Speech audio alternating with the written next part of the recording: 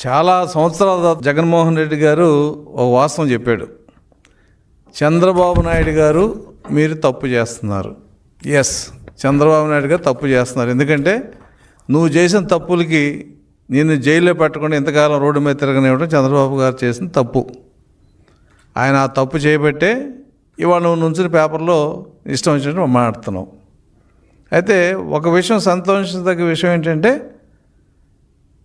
6 సంవత్సరాల తర్వాత ఆయన వెంకటరామరెడ్డి వైసీపీ మనిషి అవని, లేదంటే ఇంకో రకంగా అవని, ఒక ఉద్యోగి గురించి చాలా బాధపడుతూ మదనపడుతూ ఉద్యోగ సంఘాల గురించి, ఉద్యోగులకు ఆయన చేసిన మేలు గురించి ఇవాళ పబ్లిక్లో పేపర్లో మాట్లాడటం జరిగింది. ఎవరి వెంకటరామరెడ్డి? Kakarla Venkatarama Reddy, secretariat employee. ఆయన డిస్మిస్ చేశారు. ఎందుకు డిస్మిస్ చేశారు? ఎలక్షన్ క్యాంపెయిన్లో పాల్గొన్నాడు. ఉద్యోగికి కాండక్ట్ రూల్స్ ఉంటాయి. కాండక్ట్ రూల్స్లో అవినీతి, క్రమశిక్షణ రాహిత్యం, అయితే పని పట్ల నిర్లక్ష్యత, పని చేయకపోవటం, కొన్ని సందర్భాల్లో ఉద్యోగం మీద క్రమశిక్షణ చర్య తీసుకోవచ్చు అనేది కాండక్ట్ రూల్స్లో ఉంటుంది. ప్రతి కాండక్ట్ రూలు కేంద్ర రాష్ట్ర ప్రభుత్వ ఉద్యోగులందరికీ అప్లై అవుద్ది. ఆల్మోస్ట్ అవి ఒకలానే ఉంటాయి. అయితే వెంకటరామరెడ్డి గారిని ఏదో చంద్రబాబు నాయుడు గారి ప్రభుత్వం డిస్మిస్ చేసిందని గగ్గోలు పెట్టే జగన్మోహన్ రెడ్డి గారికి మాజీ ముఖ్యమంత్రిగా అసలు ఏం జరిగింది తెలుసుకోకపోవటం దురదృష్టం. ఏం జరిగింది? ఏప్రిల్ 24లో, అంటే అప్పటికి ఎలక్షన్ కోడ్ ఉంది. ఈ కాకర్ల వెంకటరామరెడ్డి వైఎస్ఆర్సిపి ఆర్టీసీ యూనియన్ నాయకుడు చంద్రయ్య కలిపి కడప జిల్లాలో 4 డిపోల్లో ప్రత్యక్షంగా జెండాలు పట్టుకుని వైసీపీకి ఓటేయండి అని చెప్పి పాంప్లెట్లు పంచుతూ డిపోలో ప్రచారం చేశాడు. ఇది జరిగింది ఎప్పుడు? ఏప్రిల్, అంటే 2 ఏప్రిల్ 2024 సంవత్సరంలో. అప్పుడున్న returning officer, Kadapa Badvel returning officer collector గారికి రిపోర్ట్ పెట్టాడు. అయ్యే ఈ ఆర్టీసీ ఎంప్లాయీస్ కానీ వెంకటరామరెడ్డి కానీ ప్రభుత్వ ఉద్యోగులే, వీళ్ళు ఒక పొలిటికల్ పార్టీకి జెండాలు పట్టుకుని పాంప్లెట్ పంపించడం నేరం, దీని మీద తగు చర్య తీసుకోండి అని చెప్పి కలెక్టర్ ఎవరైతే ఈఆర్ఓగా ఉన్నాడో ఆయనకి రిపోర్ట్ పెట్టాడు. రిపోర్ట్ పెడతామే కాదు, ఒక 4 ఎఫ్ఐఆర్లు కూడా రిజిస్టర్ చేశారు వెంకటరామరెడ్డి ఆర్టీసీ ఎంప్లాయీస్ మీద. ఒక ఎఫ్ఐఆర్ 137/2024 డేటెడ్ 2/4/24. వాళ్ళ మీద ఆ ఎఫ్ఐఆర్లో ఏంటి?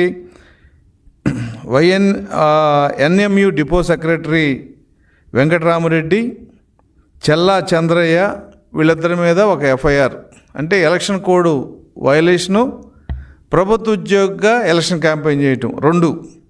అలాగే రెండో ఎఫ్ఐఆర్ 81/2024. ఇది ప్రొద్దుటూరులో పెట్టారు ఆర్టీసీ ఎంప్లాయీస్, అలాగే వెంకటరామరెడ్డి మీద. మూడో ఎఫ్ఐఆర్ 116/2024 డేటెడ్ 2/4/24. ఇది ఎక్కడ? చెల్లా చంద్రయ్య, వెంకటరామరెడ్డి మైదుకూరు పోలీస్ స్టేషన్లో పెట్టారు వీళ్ళిద్దరి మీద. అలాగే 4వ ఎఫ్ఐఆర్ 166/2024 డేటెడ్ 2/4/24 కడపలో. అంటే 4 ఎఫ్ఐఆర్లు ఎక్కడ పెట్టారు? బద్వేలు, కడప, మైదుకూరు, పొద్దుటూరు.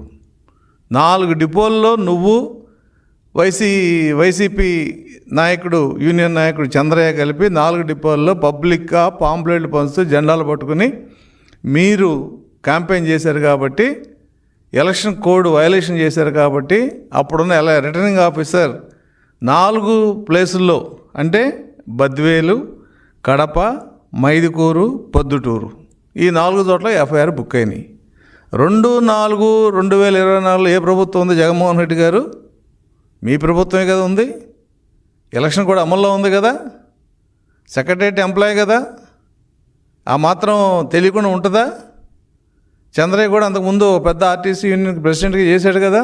తర్వాత మీరు పిలిచి అతన్ని ఆర్టీసీని విడదీయాలని చెప్పి వైఎస్ఆర్ ఎన్ఎంయూని మీరు పెట్టించి అతను ప్రెసిడెంట్ చేశారు. వీళ్ళిద్దరికి తెలియదా ఎలక్షన్ కోడ్ ఉండగా ఎలక్షన్ క్యాంపెయిన్ చేయడం తప్పని? చేశారు. ఒక చోట చేశారా? 4 చోట్ల చేశారు. జెండాల పట్టి తిరిగి పాంప్లెట్లు ఇచ్చి వైసీపీకి ఓటేయండి అని చెప్పి ప్రచారం చేశారు వాళ్ళు. మేము కంప్లైంట్ ఇచ్చామా? తెలుగుదేశం వాళ్ళు కంప్లైంట్ ఇవ్వలేదే. Returning officer, Badvel returning officer complaint ఇచ్చాడు. కలెక్టర్ గవర్నమెంట్కి రిపోర్ట్ ఇచ్చాడు. ఇది జరిగిన వాస్తవం. మీరు మాజీ ముఖ్యమంత్రిగా తెలుసుకోండి. GO number 464, date 21/8/2024. ఈ జీవోలో ఇవన్నీ ఉన్నాయి. అయితే ఎలక్షన్ టైంలో కలెక్టర్ కడప వీళ్ళందరూ ఎలక్షన్ క్యాంపెయిన్లో పాల్గొన్నారని చెప్పి గవర్నమెంట్కి రిపోర్ట్ ఇస్తే, ఎన్నికలు అయిపోయిన తర్వాత మీరు పాపం 11 సీట్లతో సరిపెట్టుకోవాల్సి వచ్చింది.